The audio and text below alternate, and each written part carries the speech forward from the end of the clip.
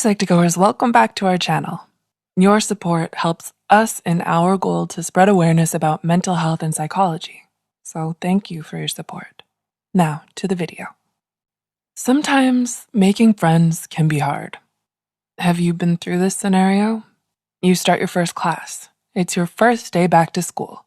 A new semester, a new schedule, new people. Anything could happen. The student you end up sitting next to could be your next best friend.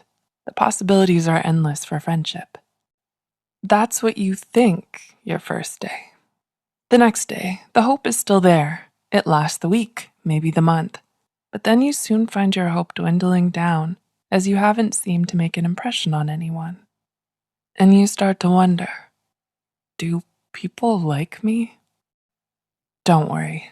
Odds are, others just haven't gotten to know more about you and what makes you great, because we all have something that makes us great to someone out there. You may just need to develop some likable behaviors and habits that get others to notice you enough to want to find out what those great qualities are. So, to help you become an even greater person, here are some subtle behaviors that can make others like you. Hey, you may even find yourself liking you a bit more too. Number 1, call them by their name. No, not call me by your name. Call them by their name, although that is a great film. Have you ever perked up at the call of your name? Perhaps someone across the room mentioned you at a party, and instead of saying, "Hey you," they said, well, your name. We love our names so much that we can even pinpoint our own names being spoken by someone in a loud crowd or party. This form of selective attention is related to the cocktail party effect. While in a crowd or loud room, we can hone in on a specific conversation of our choosing. More importantly, if our name is spoken nearby, even when we're focused on another conversation, we immediately perk up and recognize that someone is talking about us. Think about it. It not only makes you focus more when someone says your name, but it makes you feel better knowing they actually bothered to remember it. Try taking a mental note of each individual's name when you meet them, and think of a related image to help you remember them. Number 2, give genuine compliments when they cross your mind. Everyone loves compliments, and we can usually tell when they're genuine. Next time you meet someone and notice something you like about them, don't hesitate to tell them. It's best to let others know the great things about them.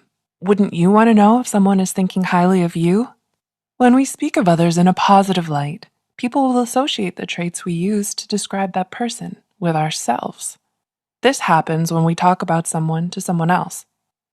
This is called spontaneous trait transference, and it occurs when communicators are perceived as possessing the very traits they describe in others. According to several studies published in the Journal of Personality and Social Psychology, researchers found that when we describe someone with a certain trait to another person, that person will associate us with the traits described. So, it doesn't hurt to give someone you just met a compliment, like your lab partner, Derek, who always aces the quizzes, or the student sitting next to you with a great sense of fashion. What was her name again? You better remember. Susie. Go ahead and tell them their outfit looks great. And even tell your lab partner, Derek, that Susie does indeed have great taste. He may even associate that compliment to how great you are in the process. I'm sure they would love to hear nice things said about them. Wouldn't you? Number 3, spend more time with them. Want a secret to getting someone to like you? Try spending some time with them. This doesn't necessarily mean you have to ask them out right away if it doesn't feel quite right or natural, but it can mean sitting with them at lunch, or perhaps you want a coworker to like you. Get to know them by having a quick coffee chat with them. It never hurts to try. It's best to make socializing with others a habit if you want to make friends. According to the psychological study by R.B. Zajonc, the mere exposure effect is a psychological phenomenon in which people find themselves preferring someone or something simply because they developed familiarity with them. When a person is repeatedly exposed to a certain stimulus, that person develops familiarity with the stimuli and therefore prefers its presence. This is why certain products and ads are constantly being repeated during your favorite program's commercial breaks. The more familiar you are with something, the more you'll start to notice it. And if they turn you down when you ask them out, it's definitely their loss anyways. Number 4, you don't need to be perfect.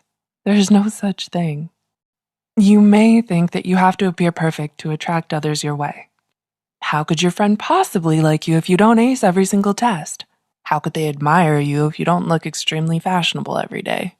Props to Susie, though. How could anyone ever get to know you if you don't have the perfect vocabulary? Well, hate to break it to you. Well, actually, I want to break it to you. But people don't actually care that much.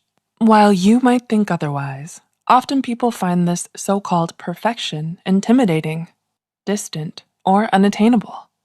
Yeah, I know, not even perfect is good enough. In fact, people may find others who aren't superbly perfect and who even possess the rarity of these so-called flaws as more attractive. In a study, researcher Elliot Aronson had people rate fake test takers based on their attractiveness. Test takers would either do great on a test, mediocre, or poor. The imperfection? Some test takers would act clumsy and spill coffee at the end of the interview. After, their scores were revealed. People rated the test takers who spilled coffee at the end of their interview the highest on the attractiveness scale. Meaning, people want to see that you're intelligent and capable, but that you aren't perfect.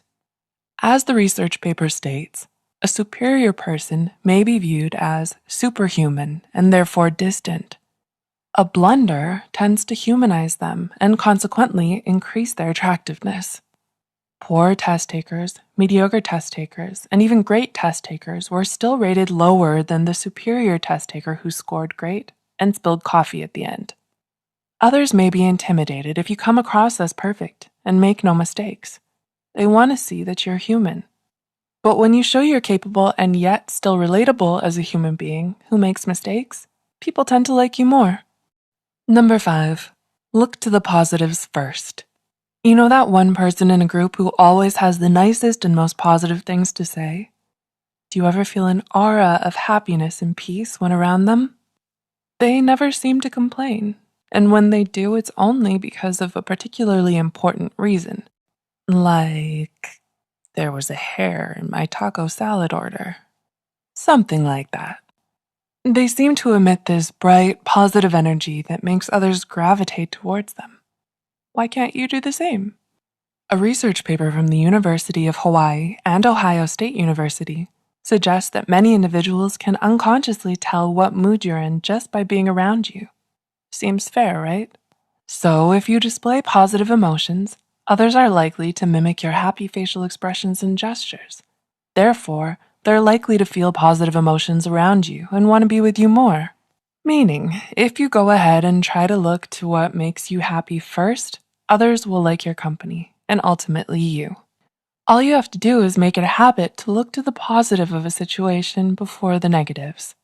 Because others love to be near someone who is happy.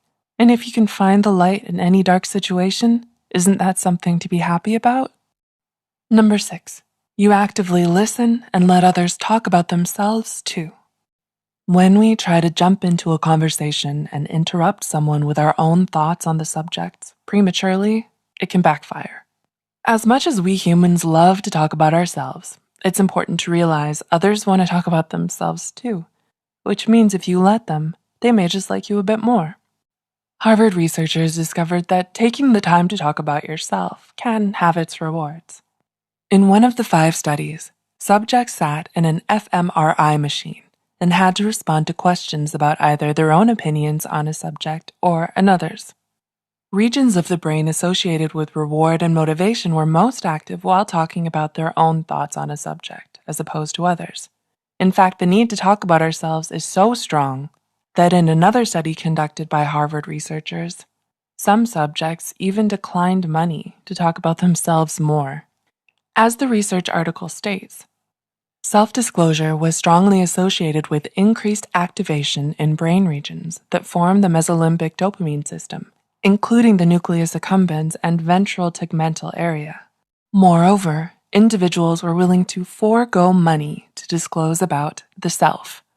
So, go ahead and let your company talk about themselves for a while. They'll enjoy their time around you more and increase dopamine, as long as you make sure to listen and not doze off. It's a habit worth practicing. Next time you know you've been talking a little too much, try to remind yourself that the other person is dying to express their opinions as much as you are, and they may have something interesting to say. So, what do you think? Are you ready to start practicing these behaviors in hopes they become a natural habit? Maybe you already possess some of these habits yourself. Try them out and see if you make any new friends.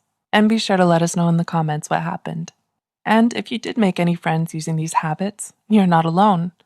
Susie and Derek have been practicing too. And now they're the best of friends. They're just so positive, fashionable, and intelligent. And clumsy with the coffee too. If you found this video helpful, don't forget to press the like button and share this video with someone who might need a friend. Hey, reach out to them with this video, and you might develop a friendship that will last the tests of time. Subscribe to Psych2Go and hit the notification bell icon for more content like this. As always, thanks for watching.